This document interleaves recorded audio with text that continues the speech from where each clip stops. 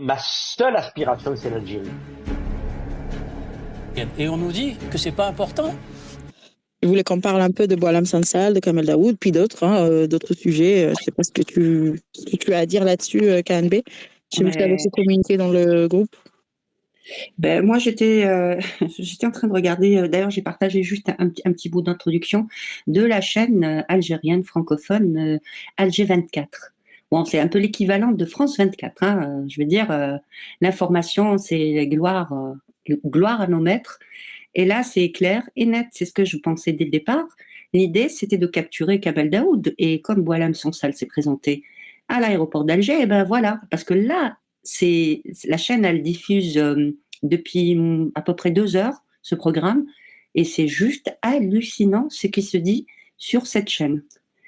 Que Kamel Daoud aurait bien sûr plagié, je sais quel...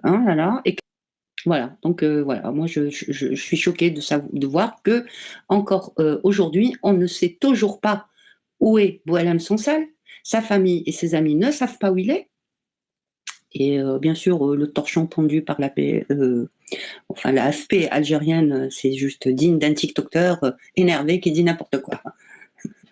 Voilà, je te laisse la parole. Oui, c'était quand même...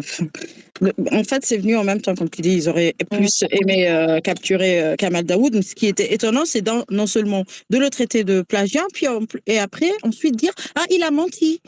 Son salon de coiffure n'accueillait pas des prostituées, elle n'est pas tombée enceinte, donc il a piqué son histoire ou pas ?»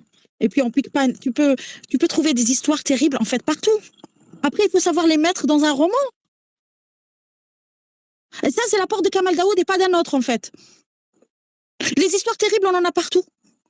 On en a tous connu autour de nous, on en a tous connu personnellement. Mais va la mettre en roman. Qui puisse être lu et qui puisse être apprécié par les lecteurs habitués à lire des romans, en fait. C'est juste, ça montre une médiocrité des médias algériens et de l'Algérie, en fait. Elle ne veut pas que des Algériens réussissent dans cette langue, déjà. Moi, je pense que l'arrestation de Boualem Sansal a aussi un lien avec son dernier roman. Je rappelle, je sais pas si tu savais, son dernier roman parlait de la langue française. Et ça tient aussi le régime en horreur.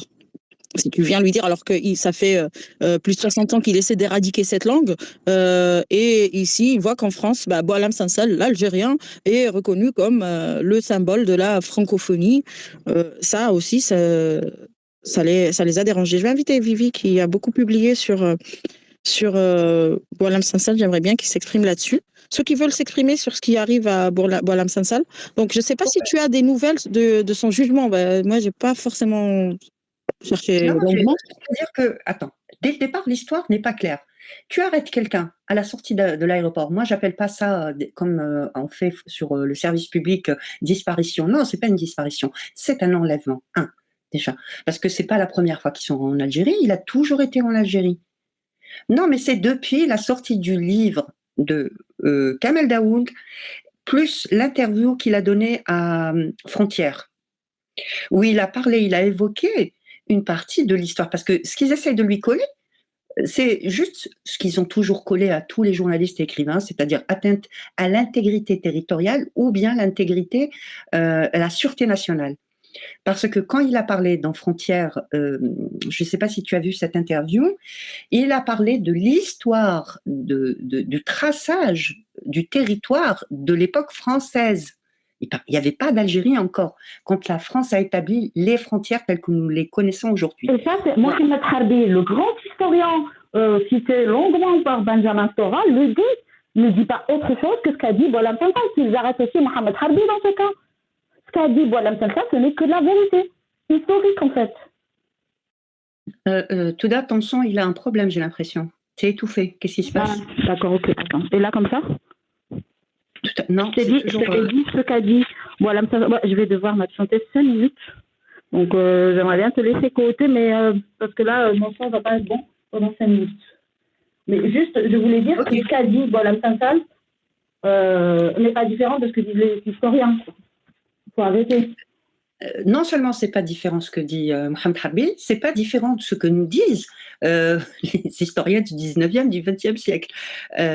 Au bout d'un moment, l'accusé le fait de dire que Tlemcen ou bien Oran ou bien Maraskar, ça faisait partie du territoire marocain qui est un ancien empire, ça leur a pas plu, je pense. Le fait de dire l'histoire telle qu'elle s'est déroulée. Ces gens sont complètement hors sol. Ils ne pensent qu'à une chose, c'est rabaisser toutes les personnes qui veulent penser et vivre en pensant. Parce que eux, ils en sont pas capables. Ils ne peuvent pas comprendre qu'on soit épris de liberté et de vouloir continuer à penser, écrire, parce que c'est ça qui fait un écrivain. Qu'est-ce qu'ils veulent? Ils veulent juste faire taire comme tout ce qu'on a fait taire pendant les années 90. Voilà, donc je ne sais pas si... Ok, non, moi, c'était juste pour dire rapidement que voilà, je vois beaucoup dans les commentaires ou des gens qui s'expriment et qui disent déjà que Boualem Sansal n'a pas été arrêté et emprisonné pour sa critique de l'islam, etc. Ou en tout cas voilà, du régime. C'est juste quelqu'un, voilà, un négationniste de l'histoire algérienne, il critique les Algériens, etc. Mais, moi, j'ai des amis, j'ai un ami en tout cas, Kabyle, ça fait quelques années que je discute par correspondance avec lui. Et voilà, il est critique, assez critique envers l'islam et envers le régime algérien, voilà, qu'il qualifie d'État mafieux.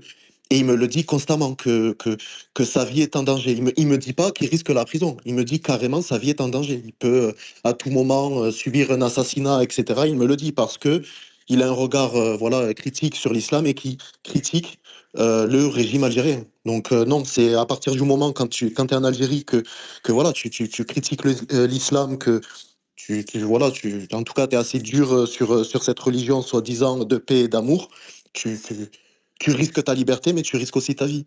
Et également si tu critiques le régime algérien. Donc voilà, c'était juste pour préciser ce fait. Et, voilà. Et puis même par rapport à ceux qui disent bon, il encourt la perpétuité, c'est normal, c'est un négationniste de l'histoire algérienne ou que sais-je, il a essayé de normaliser les relations entre l'Algérie et le Maroc. Mais depuis quand on enferme quelqu'un à vie parce qu'il a donné son avis sur l'Algérie et le Maroc? Je sais pas si on se rend compte un peu du délire. Et Boualem Sansal, on le sait, on le connaît, ça fait des années qu'il critique voilà, l'islamisme, qu'il critique le régime algérien. C'est pas avec une seule citation qu'on va le prendre, hop, et on va l'enfermer. Voilà, on voulait le faire taire, ça faisait des années qu'on voulait le faire taire. Là, récemment, il a obtenu en plus la nationalité française, et on le voit dans le communiqué algérien, ils ont une haine du français. Ils ont une haine du français, ils ont très certainement la haine qu'il a obtenu sa nationalité française. Il est qualifié de sioniste, ils ont la haine. Donc voilà, ils ont profité du fait qu'il était de retour en Algérie, certainement pour aller voir des proches, je sais pas.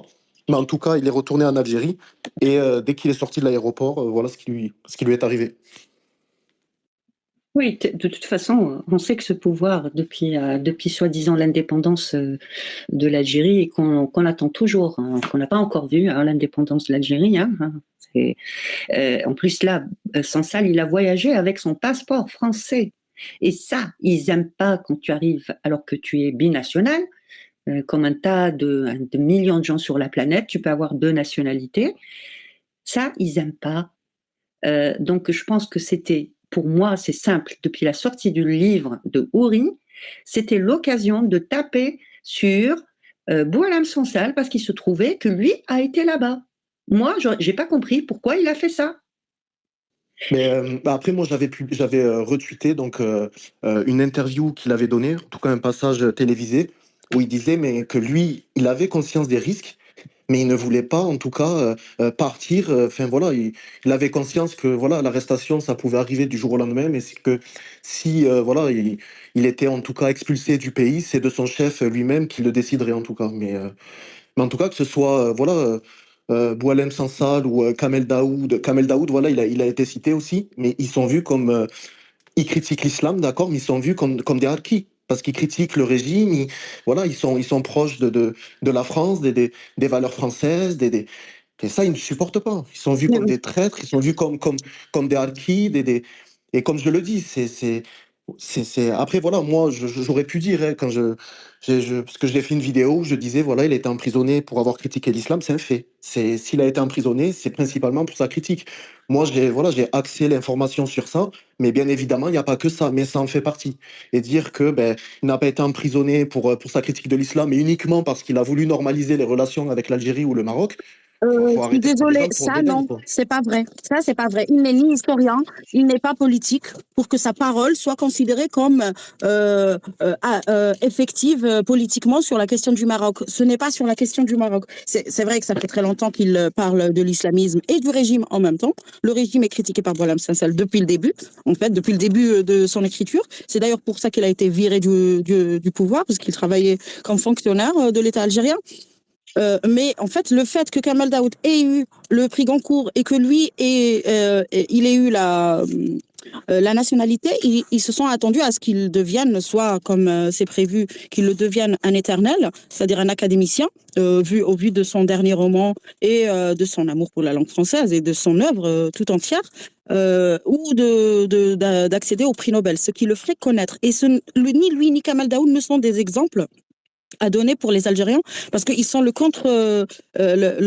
tu veux, la contre-idéologie décoloniale, qui est inspirée d'abord par la question algérienne. Si tu entends les décolonialistes, les wokistes, ils vont toujours te parler de l'Algérie. Toujours.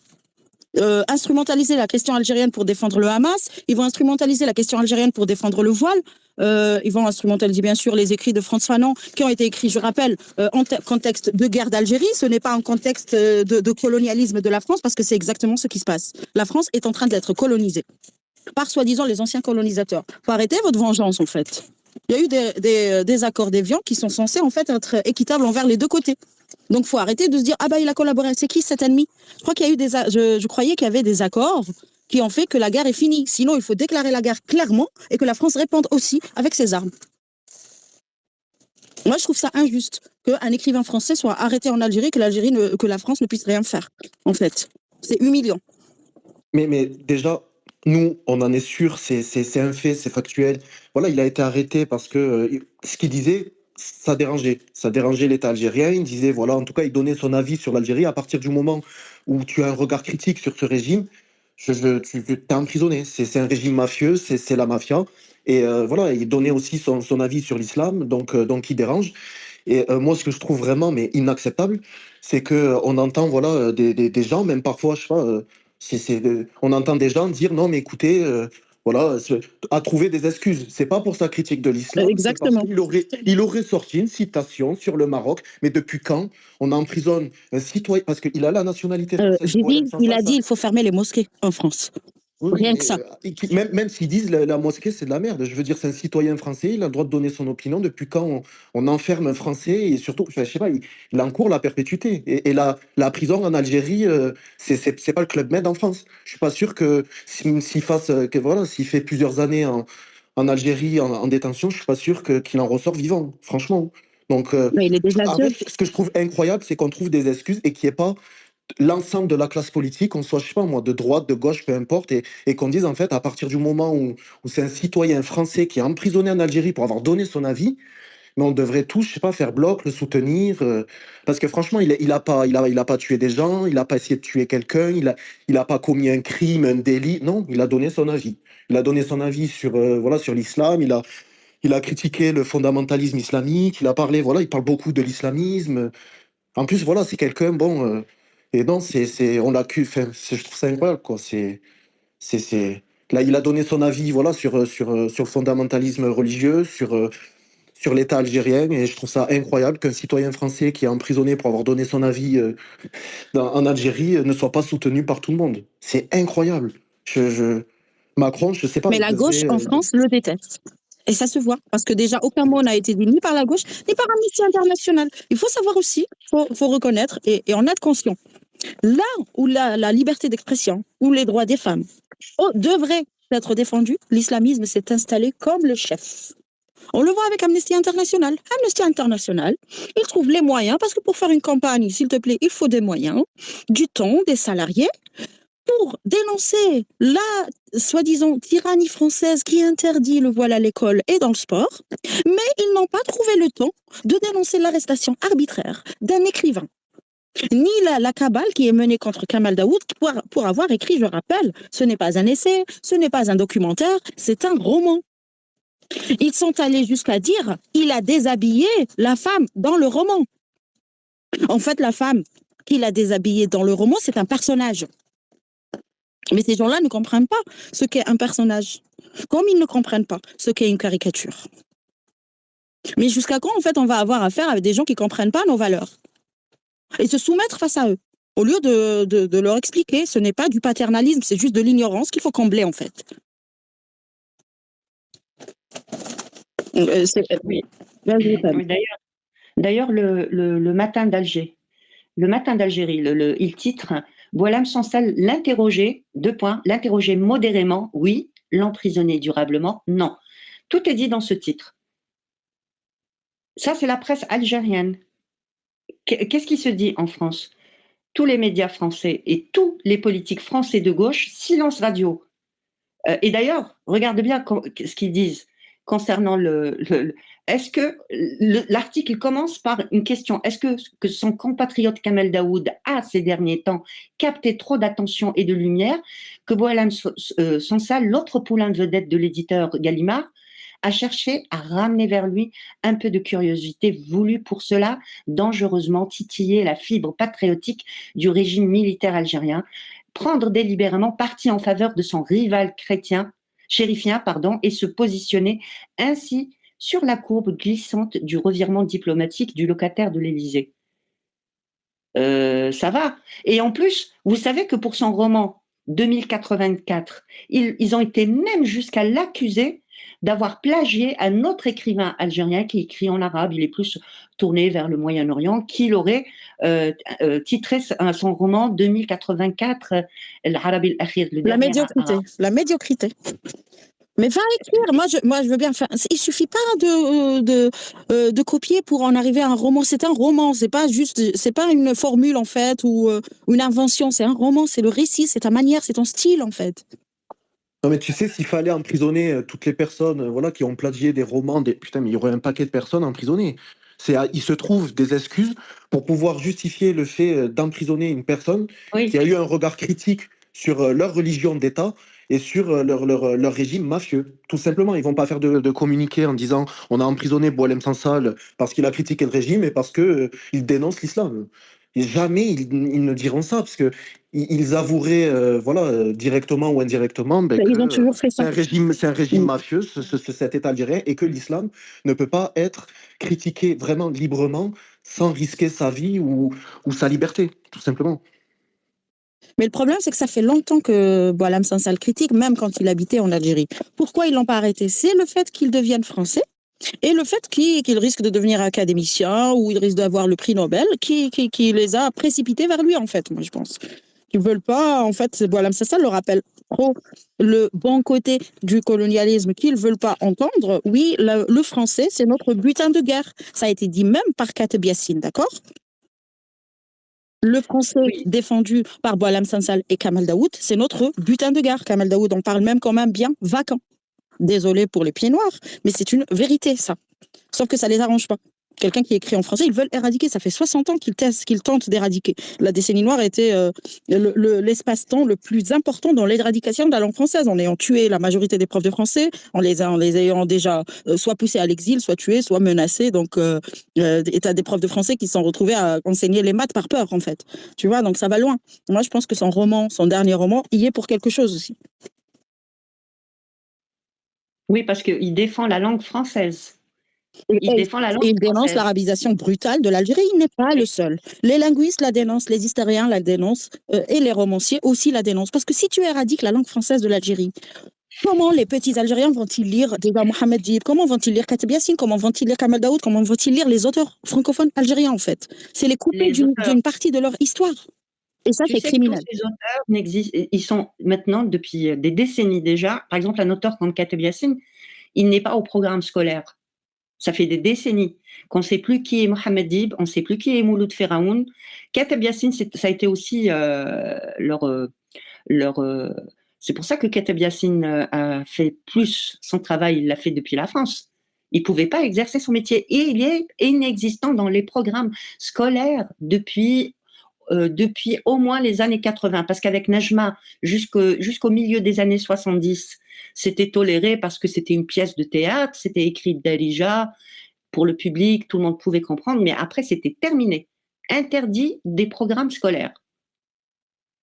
Pourquoi? Parce qu'ils écrivent en français, parce qu'ils mettent en valeur la langue française.